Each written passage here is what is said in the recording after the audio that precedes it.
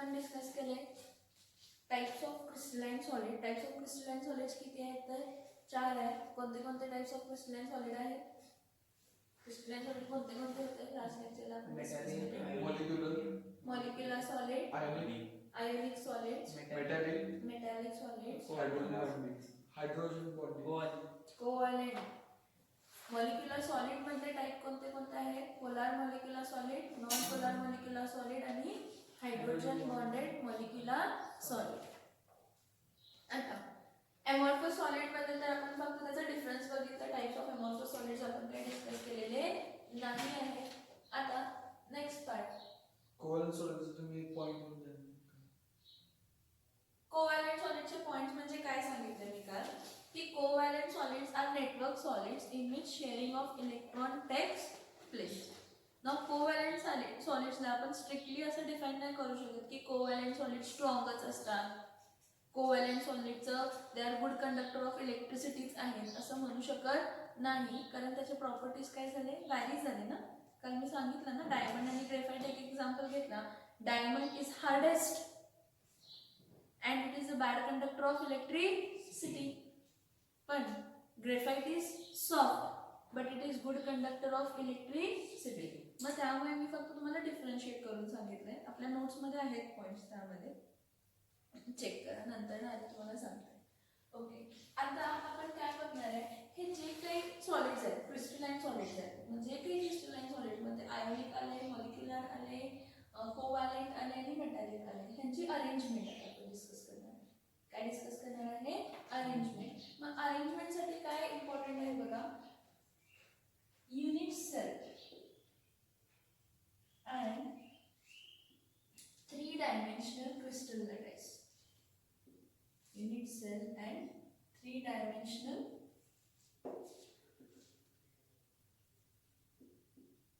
Crystal lattice. हा point आहे. ह्या पॉइंट मध्ये आपण आता बघणार आहे की क्रिस्टलाइन स्ट्रक्चर्स. आतापर्यंत आपण क्रिस्टलाइन सॉलिड म्हणजे डेफिनेट अरेंजमेंट, ती अरेंजमेंट म्हणजे काय किंवा कशी असते हे आपण इथे काय करणार आहे, डिस्कस करणार आहे. So unit cell and 3 dimensional crystal lattice मध्ये बघा, unit cell and 3 dimensional crystal lattice मध्ये सगळ्यात पहिला मी युनिट सेल म्हणजे काय म्हणते. युनिट सेल म्हणजे काय बघा, की एक हे कॉन्स्टिट्यूएंट पार्टिकल्स आहेत.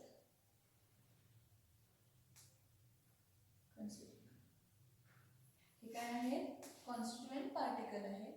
ह्या कॉन्स्टिट्यूएंट पार्टिकलचा मी काय घेतला, सेंटर घेतला. तर हा सेंटर जॉईन केला तर काय फॉर्म होता, स्क्वेअर फॉर्म झाला. ठीक आहे. आता जर हा असा आहे, हे एक आहे, त्याच्यावरती अनेक लेयर असले असते तर, ही जी सिंगल लेयर आहे त्याच्या पुढे अनेक लेयर असले असते तर क्यूब झाला असता. म्हणजे त्याचा स्ट्रक्चर काहीतरी असं असलं असतं.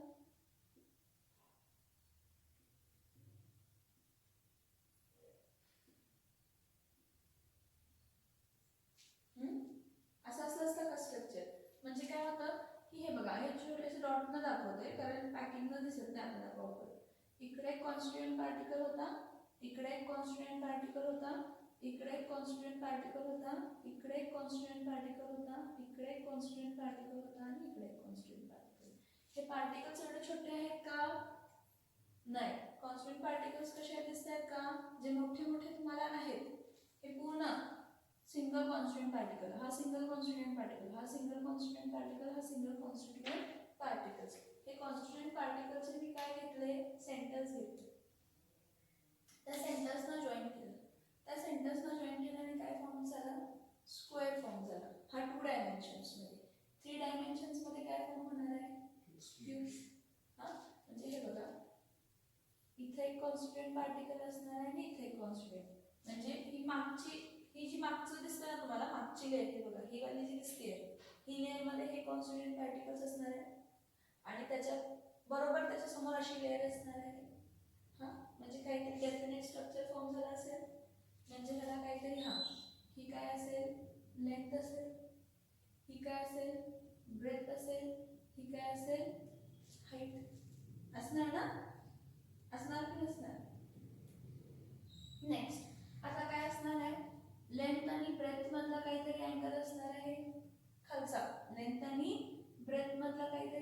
असणार आहे. त्यानंतर कोणता असणार आहे, लेंथ आणि हाईट मधला कोणता तरी अँगल असणार आहे. आणि ब्रेथ आणि हाईट मध्ये काहीतरी अँगल असणार आहे की नसणार आहे. हा म्हणजे काय बघा, a unit cell is a smallest repeating structure. Unit cell म्हणजे काय आहे, unit cell it is the smallest repeating structure. It is the smallest repeating structure formed by joining the centers of constituent or constituent party. Unit cell कसा आहे, unit सेलचं smallest repeating structure, एक single structure, ह्याला आपण काय म्हणणार आहे, unit cell. Unit cell it is the smallest repeating structure form by joining the centre of the constituent particles. Form by the what, joining the centers of the constituent particles. Okay, now when I am dealing with a unit cell, what actually happens here over here, actually काय होतं ना, एक unit sale काढते,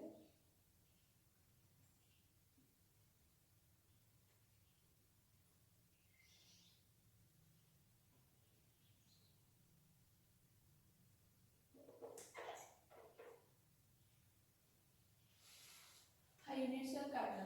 ठीक आहे, आता मी काय म्हणते, एज लेंथ हा ए असू दे, ही एज लेंथ काय असू दे, बी असू दे, आणि ही एज लेंथ काय असू दे, सी. समजते का, लेंथ, ब्रेथ आणि हाईट. लेंथला काय कन्सिडर केलं, ए, ब्रेथला काय कन्सिडर केलं, बी, आणि हाईटला काय कन्सिडर केलं, सी. ठीक आहे, ओके. आता ह्या दोघा बी आणि सी मधला जो अँगल असतो त्याला अल्फा अँगल असं म्हणतो. कोणता अँगल म्हणतो, अल्फा. कशामधला, ब्रेथ आणि हाईट मधला, that is b and c is what, alpha. ठीक आहे, आता ए अँड सी आणि ए अँड बी. आता ए अँड सी मधला अँगल कोणता असू दे तर बीटा, आणि ए आणि बी मधला अँगल कोण असू दे तर गॅमा. मग एखादा जर मला युनिट सेल फाइंड केला तर मी त्याचं काय काय चेक करणार आहे, लेंथ, ब्रेथ आणि हाईट, आणि त्यामधले अँगल. बी आणि सी मधला अँगलला अल्फा म्हणणार, ए आणि सी च्या अँगल मला बीटा म्हणणार, आणि ए आणि बी च्या अँगलला काय म्हणणार आहे तर गॅमा म्हणणार. लक्षात येते. आता काय होतं बघा, परत एकदा इकडे लक्ष द्या की एखादं युनिट सेल फॉर्म झालं वगैरे आपण सगळं म्हणतो, पण काय होतं,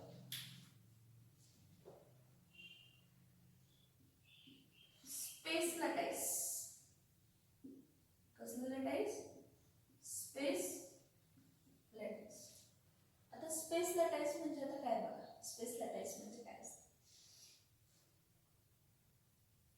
हे कॉन्स्टिट्यूएंट पार्टिकल्स. आता मी सगळं तुम्हाला 2 डायमेन्शन्स मध्ये दाखवतेय. इमॅजिन करताना किती डायमेन्शन्स मध्ये इमॅजिन करा, 3 डायमेन्शन्स मध्ये इमॅजिन करा. इमॅजिन करताना कसल्या डायमेन्शन्स मध्ये इमॅजिन करा, 3 डायमेन्शन्स.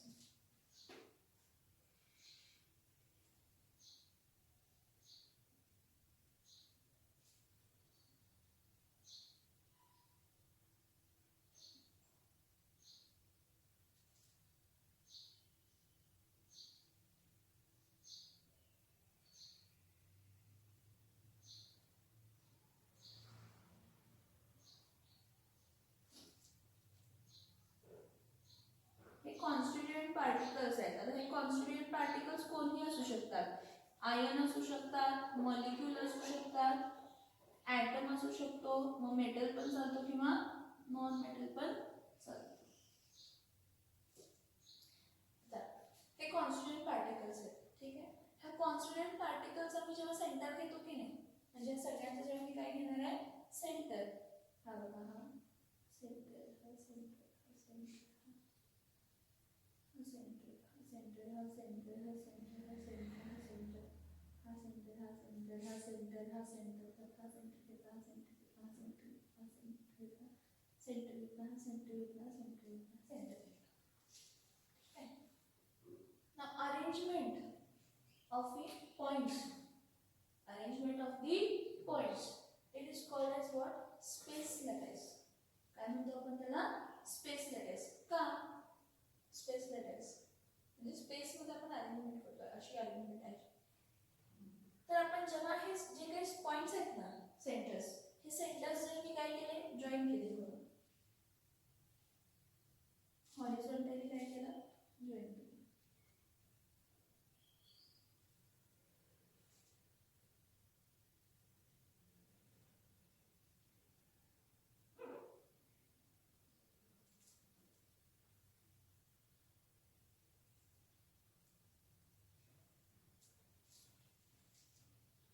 हे हॉरिझॉन्टली काय केलं जॉईन केलं. कोणाला? Lattice points. हे स्पेस लॅटाईस आहेत. हे जे अरेंजमेंट ऑफ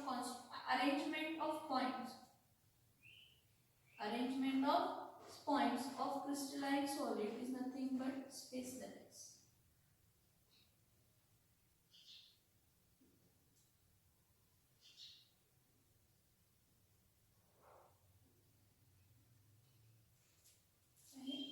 हे आपण हॉरिझॉन्टली अरेंज केलं.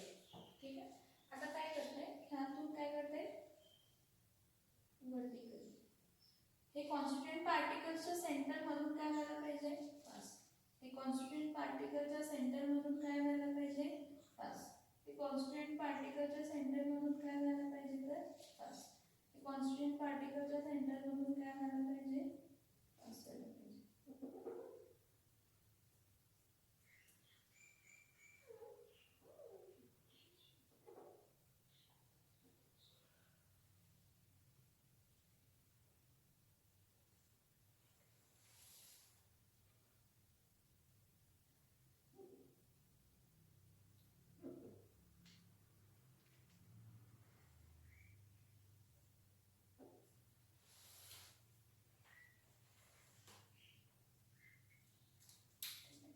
आणि यहाँ पर कॉन्स्टिट्यूएंट पार्टिकल्सच्या सेंटर मधून काय व्हायला पाहिजे तर पास व्हायला पाहिजे. Yes sir no. जेव्हा आम्ही हॉरिझॉन्टली आणि वर्टिकली ते स्पेस लॅटाईसचे जे काय अरेंजमेंट होते त्यांना काय केलं जॉईन केलं. काय केलं जॉईन केलं. जॉईन केल्यानंतर आपल्याला इंटरसेक्शन पॉइंट मिळतो का सगळ्याचा मिळतो सगळ्याचा इंटरसेक्शन पॉइंट. त्या इंटरसेक्शन पॉइंटला आपण काय म्हणतो लॅटाईस पॉइंट्स. कसले पॉइंट्स म्हणतो आपण ह्याला जे इंटरसेक्शन केलेले आहे त्याला कोणते पॉइंट म्हणतो आपण कसले पॉइंट्स आहेत लॅटाईस पॉइंट. काय केलं बघा सगळे जे काही कॉन्स्टिट्यूएंट पार्टिकल्स होते ते अरेंज होते. त्या कॉन्स्टिट्यूएंट पार्टिकल्सचे सेंटर्स घेतले. त्या कॉन्स्टिट्यूएंट पार्टिकल्सना काय केलं मी जॉईन केलं हॉरिझॉन्टली आणि वर्टिकली. मग जे काही इंटरसेक्शन पॉइंट्स आहेत जे काय इंटरसेक्शन पॉइंट्स आहेत त्याला आपण कसले पॉइंट्स म्हणणार आहे तर लॅटाईस पॉइंट्स. जे काही इंटरसेक्शन पॉइंट्स आहेत त्याला मी काय म्हणणार आहे लॅटाईस पॉइंट्स म्हणणार आहे. आणि हे लॅटाईस पॉइंट्स जी अरेंजमेंट तुम्हाला दाखवत आहेत ती स्पेस लॅटाईस म्हणू शकतो का. अरेंजमेंट ऑफ कॉन्स्टिट्यूएंट पार्टिकल्स आहे ना. सेंटर्स जेव्हा आपण अरेंज केले तर आपल्याला काहीतरी एक अरेंजमेंट दिसते. Arrangement of points is space lattice. Arrangement of points. हे पॉइंट्स म्हणजे सेंटर आहे. हे पॉइंट्स म्हणजे काय आहे सेंटर. समजते का बघा इकडे मी काय सांगते. पॉइंट्स म्हणजे काय आहे सेंटर्स आहेत. म्हणजे पॉइंट्स ऑफ इंटरसेक्शनला काय म्हणणार आहे लॅटाईस पॉइंट. जेव्हा मी हे पॉइंट ऑफ इंटरसेक्शन सगळे जॉईन केणार तर मला काहीतरी अरेंजमेंट दिसणार. त्यामध्ये दिसते का बघा दिसते अरेंजमेंट. ह्या अरेंजमेंट पासून काय फॉर्म झालेले असतात तर ही सिंगल अरेंजमेंट म्हणजे काय आहे युनिट सेल पण 2 डायमेन्शन्स मध्ये. कशामध्ये कशामध्ये 2 डायमेन्शन्स मध्ये. मध्ये सेम अरेंजमेंट जर मी कशामध्ये बघत असेल 3 डायमेन्शन्स मध्ये तर बघा ऍक्च्युअली कसं असतं. मी तुम्हाला आता फक्त आणि फक्त अरेंजमेंट दाखवतीये, युनिट सेल दाखवतीये. त्यातले स्पियर्स काढू शकत नाही कारण it will have a 3 dimension. Sphere म्हणजे बॉल, तो बॉल तिथे ड्रॉ करावा लागतो. It is not possible right now. I can draw only what I draw this structure in 3 dimension forms. कशा फॉर्म मध्ये ड्रॉ करते? 3 डायमेन्शन्स मध्ये. इथे बघा, हा सिग्नल काय आहे तुमचा? सिंगल तुमचा काय आहे? हा युनिट सेल. युनिट सेल आहे. युनिट सेलच्या लेफ्ट साइडला पण काय आहे? Second unit cell. हा युनिट सेल.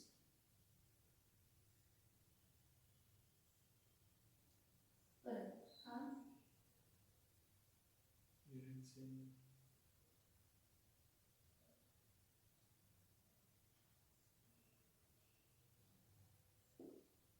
Unit sale.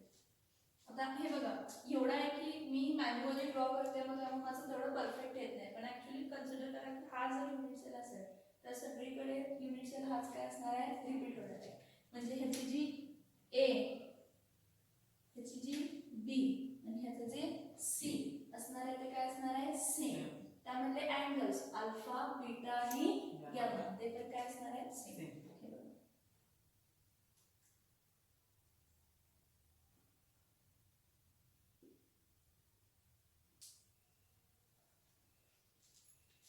समजतंय का? हे फ्रंटली पण रिपीटेड असणार आहे, बॅक साइडला पण रिपीटेड असणार आहे, लेफ्ट हँड साइडला पण असणार आहे, राइट हँड साइडला पण असणार आहे, वर खाली बॅक साइड, वर खाली left right front side as well as back side. हे काय असणार आहे? रिपीटिंग स्ट्रक्चर आहे. आणि ह्या रिपीटिंग स्ट्रक्चर पासून आपल्याला काय मिळते? तर क्रिस्टलाइन सॉलिड. काय मिळते? Crystalline solid. परत एकदा सगळं बॅकवर्ड टू फॉरवर्ड बघूया. इकडे लक्ष सगळ्यांनी एकदा हा पॉइंट रिपीट करते. मी काय सांगितलं, जे काही कॉन्स्टिट्यूएंट पार्टिकल्स आहेत ते स्पियर्स आहेत. स्पियर्स आहेत म्हणजे काय कन्सिडर करा? बॉल कन्सिडर करा. तुमचा छोटा बॉल, प्लास्टिकचा, रबरचा जो बॉल असतो बॉल. जेव्हा तुम्ही ते स्पियर्स लाईनीनं लावत जाताय, हा पहिली लेअर लावली त्या स्पियरची, दुसरी लेअर लावली, तिसरी लेअर लावली, कन्सिडर करा. ठीक आहे. त्या लेयर्स मध्ये जे कॉन्स्टिट्यूएंट पार्टिकल्स आहेत त्याचे मी काय घेतले? सेंटर्स घेतले. आणि ते जे सेंटर्स होते ते हॉरिझॉन्टली आणि वर्टिकली काय केले? जॉईन केले. म्हणजे जेव्हा हॉरिझॉन्टली आणि वर्टिकली ते सेंटर्स जॉईन केले तेव्हा मला काय मिळाला? लॅटाईस पॉइंट मिळाला. Point of intersection. Point of इंटरसेक्शनला मी काय म्हणते? तर लॅटाईस पॉइंट. आणि हे लॅटाईस पॉइंट्स जेव्हा आपण बघतो जॉईन केल्यानंतर एक अरेंजमेंट झाल्यासारखी दिसते, काहीतरी फॉर्म झाल्यासारखं दिसतं. त्या फॉर्म झाल्यामध्ये तुम्हाला एक तर लेंथ दिसेल, ब्रेथ दिसेल आणि पुढे अशी काय ही हाईट दिसेल, ही लेंथ दिसेल आणि हे काय दिसेल? ब्रेथ. म्हणजे हा पेन जो आहे तो माझा काय कन्सिडर करा? ब्रेथ कन्सिडर करा. हा जर लेंथ आहे, हा जर हाईट आहे तर हा काय असणार आहे? ब्रेथ असणार. समजतंय का? म्हणजे ह्यामध्ये ही अरेंजमेंट काहीतरी अशी पुढे येणार आहे.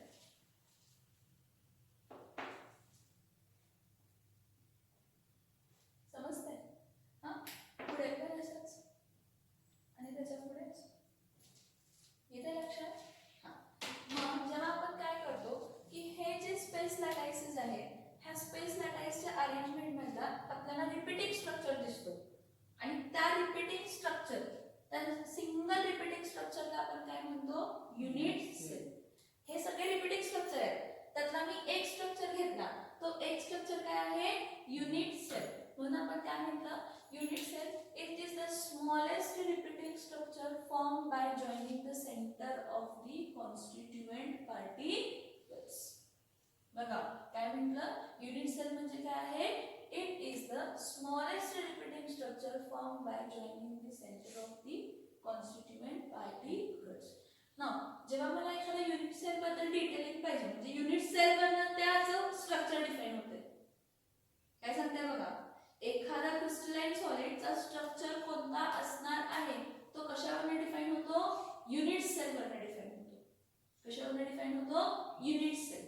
कारण युनिट सेलचे पॅरामीटर्स असतात. हा जो आपण युनिट सेल काढलाय त्या युनिट सेलचे 6 पॅरामीटर्स आहेत. किती पॅरामीटर्स आहेत? 6 पॅरामीटर्स आहेत. आता ते पॅरामीटर्स कोणते कोणते आहेत? 6 पॅरामीटर्स बघा.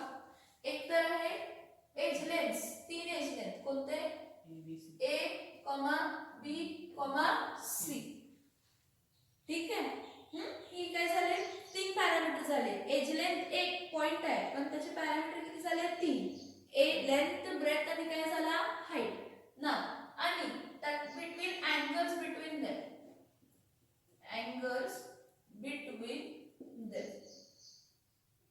Now angles between them कोणते आहेत? Alpha, beta and gamma. मग angle between B and C is alpha. Angle between B, edge length B and C is alpha. Now next, angle between, which angle between what? Angle between A and C is beta. And angle between A and B is what? Gamma. These are the 6 parameters. Edge lengths, 3 edge lengths, that is A, B and C, and their angles alpha, beta and gamma. If this any changes, A किंवा B किंवा C ची value change झाली तर तो unit सेलचा structure पण काय होणार आहे? चेंज होणार आहे. काय होणार आहे?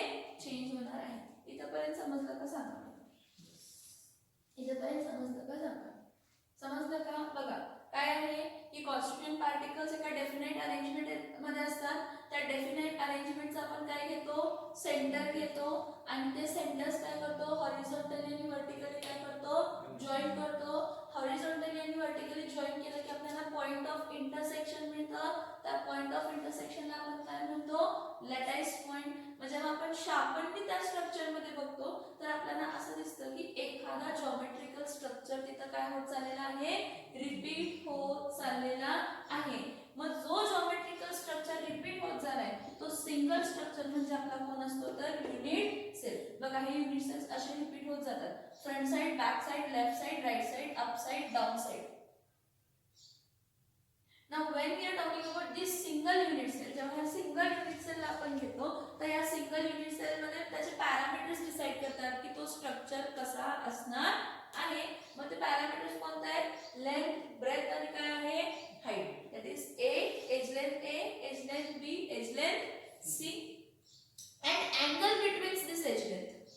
ह्या एज लेंथ मध्ये काय तर अँगल्स. म्हणजे एज लेंथ मध्ये अँगल्स कोण आहेत? हा B and C मधला कोण आहे? अल्फा. A and C मधला कोण आहे? बीटा. आणि A and B मधला कोण आहे? तर गॅमा. सो हे जे 6 पॅरामीटर्स आहेत हे बघा, edge length A, B, C आणि त्यामधले अँगल्स अल्फा, बीटा, गॅमा हे एखाद्या क्रिस्टलाइन स्ट्रक्चरचा टाइप डिफाइन करतात. काय डिफाइन करतात? टाइप डिफाइन करतात. मग नॉर्मली जे युनिट सेल असतात ते युनिट सेल किती टाइपचे असतात? 7 टाइपचे असतात. नॉर्मली जे युनिट सेल असतात ते किती टाइपचे असतात? तर 7 टाइपचे. ठीक आहे. आता ह्यामध्ये पण काय झाले? बेसिक 7 टाइप आहे. मग बेसिक 7 टाइप आहे ठीक आहे. मग त्यामध्ये जेव्हा अरेंजमेंट होते कॉन्स्टिट्यूएंट पार्टिकलची तुम्हाला इथं एम्प्टी स्पेस दिसते काय? हा मग समटाइम्स काय होईल की हे जे एम्प्टी स्पेस आहे कोणाचा युनिट सेलचा फक्त कॉन्स्टिट्यूएंट पार्टिकल्स आणि तुम्हाला आता हे ज्या दाखवले ते कॉन्स्टिट्यूएंट पार्टिकल फक्त 4 कॉर्नर्स आहेत.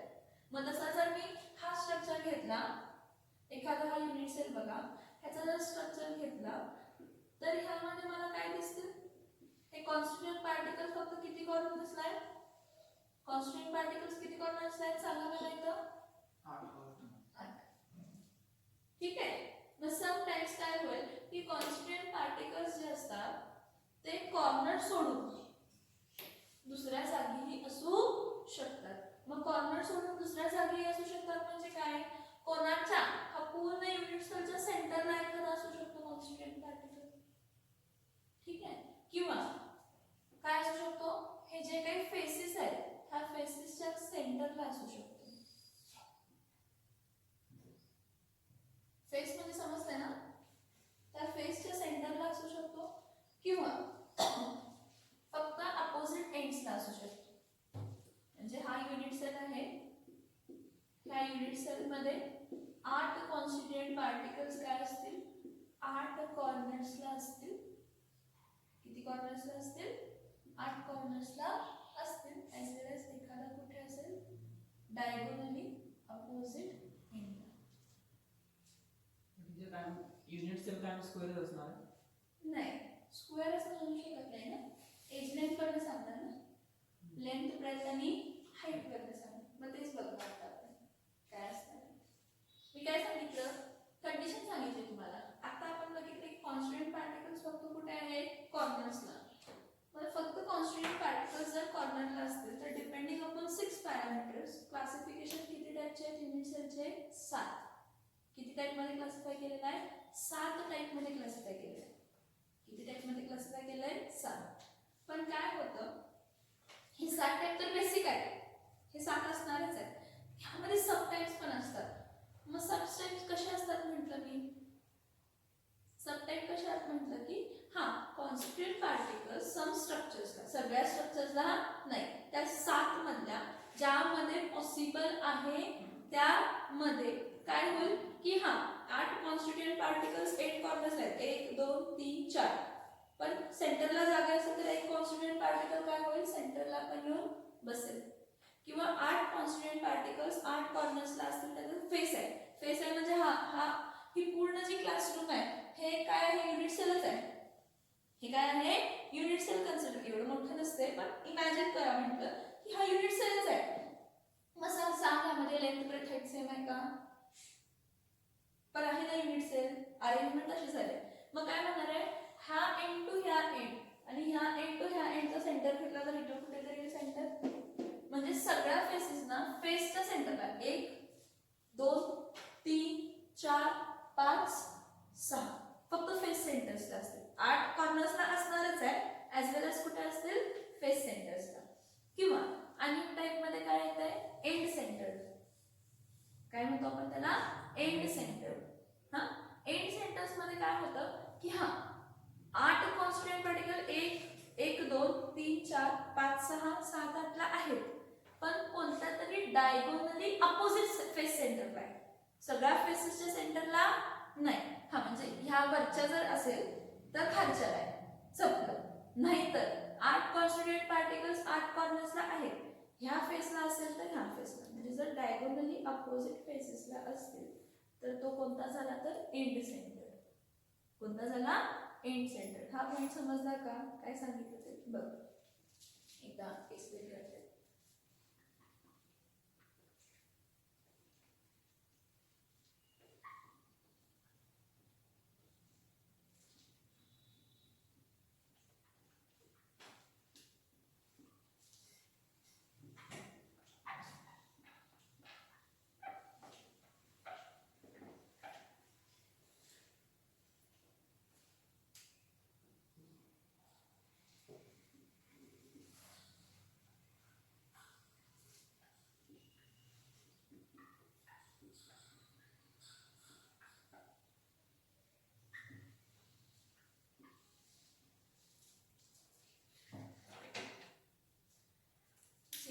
Depending upon the parameters, 6 parameters, depending upon the 6 parameters, the unit cells can be arranged in how many different ways? किती different ways ने arrange करू शकतो? 1 2 3 4 5 6 आणि 7. एखादा युनिट सेल किती टाइप्स मध्ये अरेंज करू शकतो? 7 टाइप. मग त्या 7 टाइप्सचे नाव पण आहेत. काय काय नाव आहेत बघा. सगळ्यात पहिला आहे तो क्यूबिक युनिट सेल. कोणता सेल आहे? Cubic unit cell. दुसरा आहे टेट्रागोनल युनिट सेल. कोणता आहे? Tetragonal unit cell. आता काय आहे ते तुम्हाला समजेल. नेक्स्ट आहे रोम्बोहेड्रल युनिट सेल. त्यानंतर ना मोनोक्लिनिक. हे अरेंजमेंट चेंज झाली आहे त्याची, म्हणजे पॅरामीटर्स काय झालेले आहेत, चेंज. कोणते कोणते पॅरामीटर्स आहेत, edge length a b c आणि त्यातले angles alpha beta gamma. Monoclinic, त्यानंतर कोणतं आहे तर triclinic, unit cell. Triclinic नंतर ना हेक्सागोनल, हेक्सागोनल युनिट सेल. त्यानंतर ना ऑर्थो रोम्बिक युनिट सेल. हे 7 टाइपचे काय आहेत तर युनिट सेल. ह्यामध्ये पॅरामीटर्स फक्त काय होणार आहे, पॅरामीटर्स फक्त काय होणार आहे, चेंज होणार आहे. पॅरामीटर्स फक्त काय होणार आहे, चेंज होणार आहे. तर एक काम करूया, फक्त इथं ऑर्थोरोम्बिक आहे हा इथं लिहूया.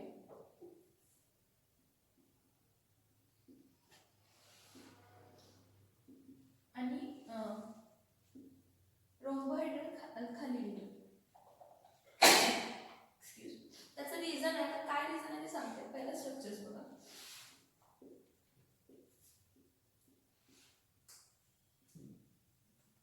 हे जे युनिट सेल्स आहेत ना 7, लक्षात ठेवताना असंच ठेवायचं. काय त्याचं रिझन मी सांगते तुम्हाला. कोणते कोणते आहेत, सगळ्यात पहिला कोणता आहे क्यूबिक युनिट सेल, नेक्स्ट कोणता आहे टेट्रागोनल, नेक्स्ट कोणता आहे ऑर्थोरोम्बिक, नेक्स्ट कोणता आहे मोनोक्लिनिक, नेक्स्ट कोणता आहे ट्रायक्लिनिक, नेक्स्ट कोणता आहे हेक्सागोनल आणि नेक्स्ट काय आहे तर रोम्बोहेड्रल. तुम्ही म्हटला 6 पॅरामीटर आणि 7 कसे फॉर्म करायचे. ऍक्च्युली काय असतं, पॅरामीटर्स कसे डिस्क्राइब करतो. ह्या केसमध्ये क्यूबिक युनिट सेल मध्ये काय असतं, A is equals to B is equals to C असतं आणि alpha is equals to beta is equals to gamma is equals to काय असतं तर 90 डिग्री. एखादा क्यूबिक युनिट सेल आहे, ह्याचं मीनिंग काय, क्यूबिक युनिट सेल मध्ये A is equals to B is equals to काय आहे C आणि alpha is equals to beta is equals to gamma is equals to किती डिग्री आहे 90 डिग्री. किती डिग्री आहे 90 degree. Next tetragonal unit cell मध्ये काय असतं, A is equals to B असतं, A is equals to B असतं but not equals to C. C का B आणि C सेम नसतात, म्हणजे A आणि C सेम असणार आहे का रे, A आणि C सेम असणार आहे का. लक्ष इकडे सगळ्यांनी प्लीज प्रॉपरली द्या ना, काहीतरी तर काहीतरी अरेंजमेंट कशी आहे बघा. A is equals to B आहे but not equals to काय आहे C. इथं alpha is equals to beta is equals to gamma is equals to काय असतं तर 90 डिग्री. समजलं का, म्हणजे ह्यामध्ये चेंज काय झाला वरच्या आणि खालच्यामध्ये. इथं B is not equals to C झालं. ओके, नाउ नेक्स्ट ऑर्थोरोम्बिक मध्ये काय असतं, A is not equals to B, B is not equals to C and alpha is equals to beta is equals to gamma equals to काय असतं. समजतं का मला मी काय सांगितलं, समजतंय का. हा काय सांगितलं, ऑर्थोरोम्बिक मध्ये A is not equals to B is not equals to C म्हणजे तिन्ही एज लेंथ काय आहेत वेगळे, पण त्यामधले अँगल्स काय आहेत, त्याचे अँगल्स काय आहेत सेम आहे. नेक्स्ट मोनोक्लिनिक मध्ये बघा, मोनोक्लिनिक मध्ये A is not equals to B and B is not equals to C आणि इथं alpha is equals to beta is equals to किती असतं 90 डिग्री काय, but gamma is not equals to 90. समजते का. A is not equals to B is not equals to C. Alpha आणि beta 90 degree आहे पण gamma is not equals to 90 degree. Next triclinic मध्ये बघा, A is not equals to B is not equals to C. तिन्ही एजलेंट्स काय आहेत वेगळे. हा आता इथे बघा, हा alpha is not equals to beta is not equals to gamma. Alpha is not equals to beta is not equals to what? Gamma. It is not equals to 90. Alpha, beta, gamma तिन्ही वेगळे आहेत आणि ते no doubt ते 90 degree नाही. हेक्सागोनल्स मध्ये बघा, हेक्सागोनल्स मध्ये काय असतं, A is equals to b असतं. A इज इक्वल्स टू काय असतं, b, but not equals to काय असतं, c. A is equals to b असतं but not equals to C.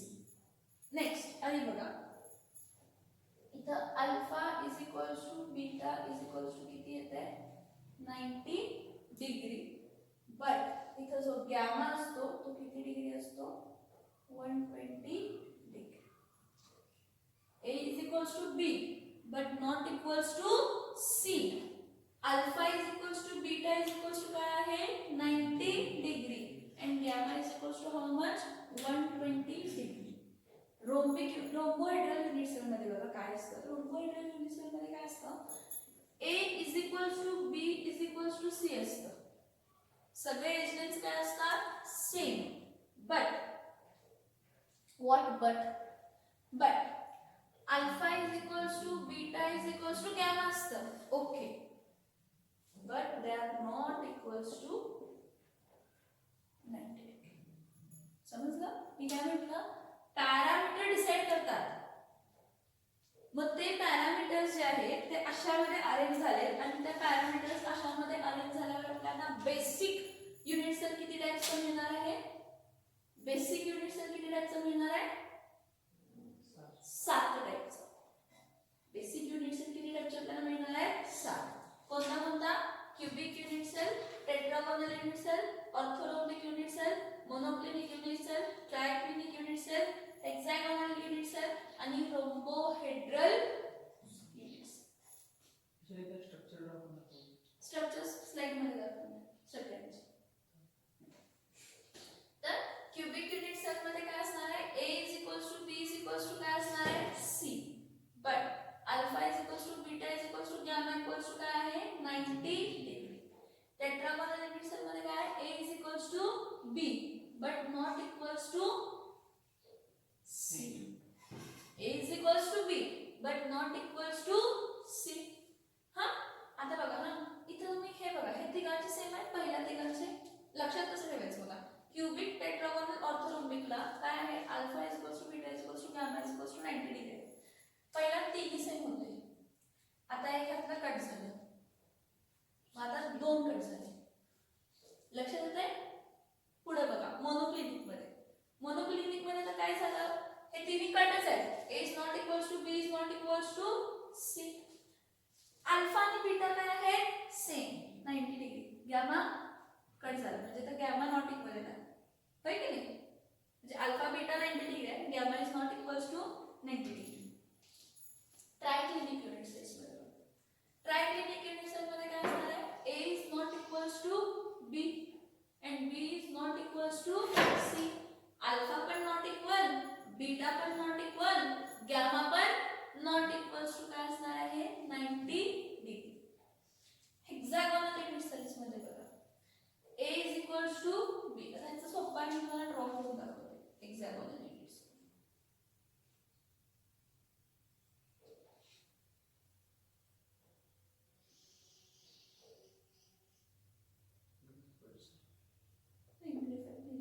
ग्रेफाइटचे धैर्य नसते, तर हेक्सागॉन्स खूप सारे असतात.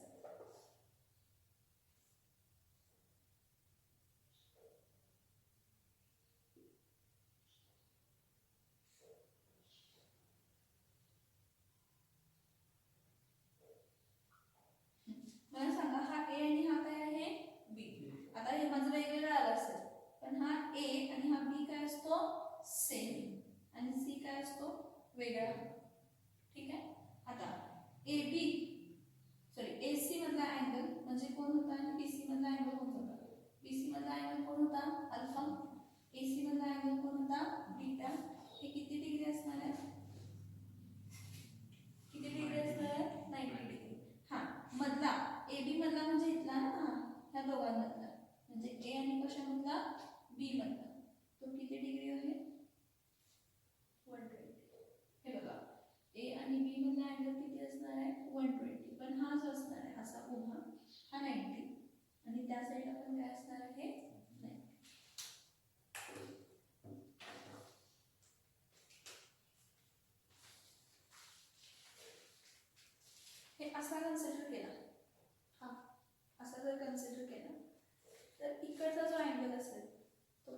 असणार आहे 90. हा हाईट झाला, हा काय झाला लेंथ झाला. परत माग इथून काय होणार आहे, हा हाईट असणार आहे आणि हा काय असणार आहे ब्रेथ असणार आहे. हा किती डिग्री असणार आहे 90. पण हा मधला अँगल म्हणजे हा ह्या दोघांमधला खालचा अँगल किती असणार आहे, हा पण असणार आहे 1. हे सगळे युनिट सेल्स जे आहेत ते बेसिक युनिट सेल्स आहेत आणि ह्याला प्रिमिटिव्ह युनिट सेल्स आपण म्हणतो. काय म्हणतो आपण ह्याला, प्रिमिटिव्ह युनिट सेल्स. आता फर्दर काय बघा, हे बेसिक युनिट सेल्स 7 आहेत. त्याला लक्षात कसं ठेवायचं येते का लक्षात, म्हणजे त्याचे एजनेम्स वगैरे कसे लक्षात ठेवायचे त्यामध्ये इम्पॉर्टंट आहे. मोनोक्लिनिक आणि ट्रायक्लिनिक. मोस्टली ट्रायक्लिनिक 2 मार्कासाठी एक्झामला विचारतात. स्ट्रक्चर्स तुम्हाला मी स्लाइडवरती दाखवणार आहे. ओके, ते लक्षात.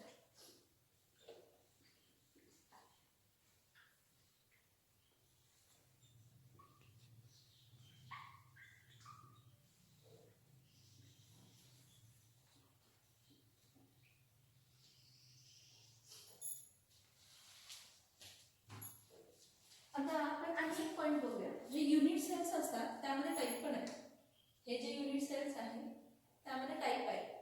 हे अरेंजमेंट झाले, ही अरेंजमेंट झाली.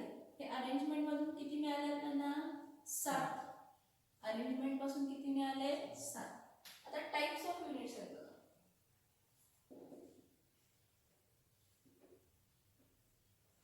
Types of unit cell. तर टाइप्स ऑफ युनिट सेल किती आहेत, 2 टाइप मध्ये आपण म्हणतो. प्रिमिटिव्ह युनिट सेल,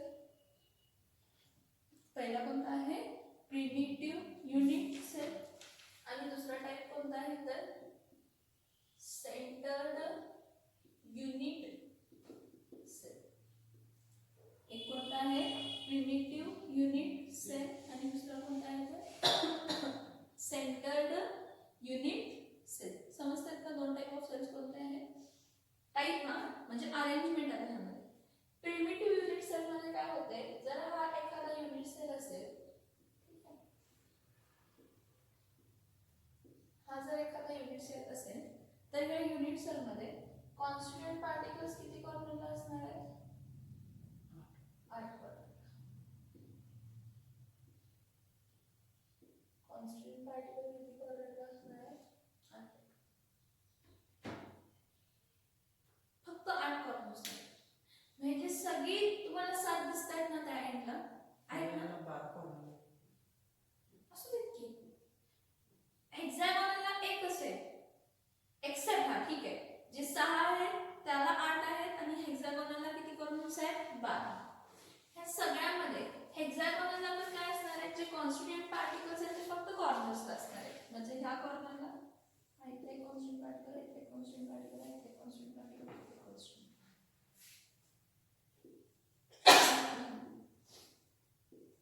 इथे एक आहे, इथे एक आहे, इथे एक आहे आणि इथे. समजते का बघा, जे कॉन्स्टिट्यूएंट पार्टिकल्स आहेत ते फक्त कोणत्या कॉर्नर्सला असणार आहे, कॉर्नर्सला. कशामध्ये प्रिमिटिव्ह युनिट सेल, किंवा आपण त्याला म्हणतो सिंपल युनिट सेल. काय म्हणतो आपण त्याला, सिंपल युनिट सेल. एखादा सिंपल युनिट सेल आहे किंवा प्रिमिटिव्ह युनिट सेल आहे तर त्यावेळी जे काही कॉन्स्टिट्यूएंट पार्टिकल्स आहेत ते फक्त 8 कॉर्नर्सला असणार आहेत.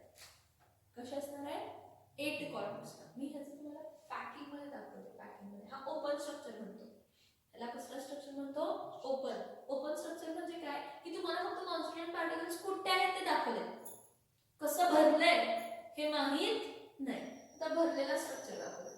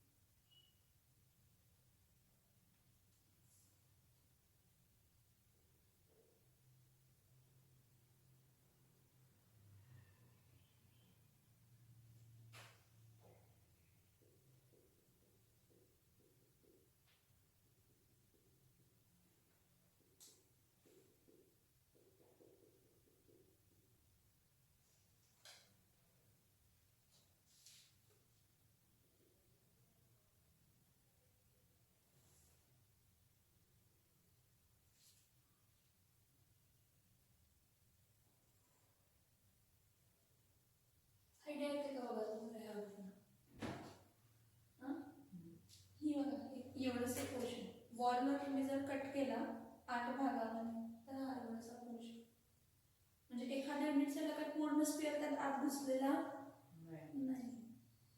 एका कॉर्नरचा जो युनिट सेल असतो टोटल 8 कॉर्नर्स असतात ना, त्या 8 कॉर्नर्सचे जे एक युनिट सेल, हा जो युनिट सेल आहे तो किती शेअर करत असतो 1/8. म्हणजे हा जो शेअर करतो हा किती शेअर करतोय 1/8. हा पण किती करतोय 1/8. हा पण किती करतोय 1/8. असे किती कॉर्नर्स आहेत टोटल 8. समजते का?